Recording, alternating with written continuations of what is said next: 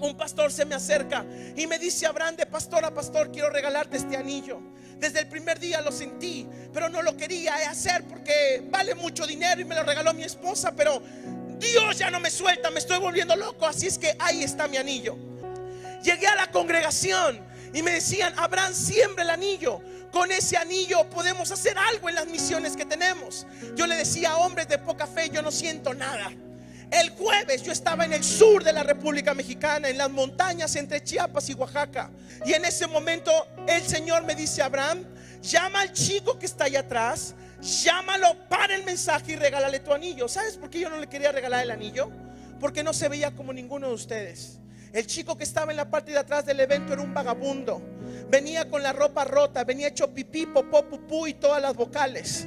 En ese momento esa voz me dice: Abraham Pérez, ¿quién te ha hecho todo lo que eres? Tú, Señor. ¿Quién te ha dado todo lo que tienes? Tú, Señor. Entonces, ¿por qué ni a palos me sueltas lo que yo mismo te di? Llama al muchacho, para la predicación y regálale el anillo.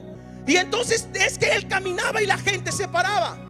Cuando el chico llega al frente, yo escucho la voz del Señor que me dice: Abraham, no lo ores, no le pongas la mano, solo agárrale su mano mugrosa, quítate tu anillo y ponlo en su dedo. Es todo lo que vas a hacer.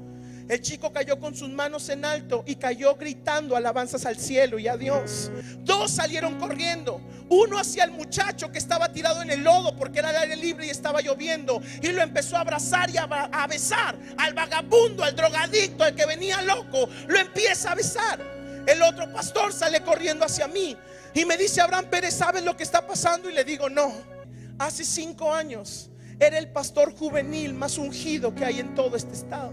Descuidó su relación con Dios, pensó que con lo que él tenía era más que suficiente. Una chica comenzó a seguirlo. Él la resistió 3 años, pero en su debilidad la chica le llegó un cuarto de hotel a la medianoche. Él la recibió. Así es que me dice el pastor: Abraham, el chico le hizo caso.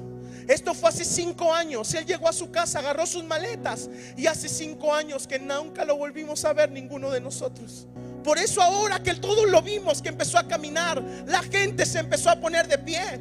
Porque Abraham Pérez, aunque tú solo veas a un sucio vagabundo, nosotros todavía podemos ver al gran siervo que hay dentro de ese muchacho. Y yo le pregunté: pastor, ¿y el otro pastor que está en el suelo besándolo, abrazándolo? Y me dice: Abraham, ese pastor que está ahí es el líder de la alianza de los pastores. Él fue el que te invitó y organizó el evento. Y ese muchacho es su hijo.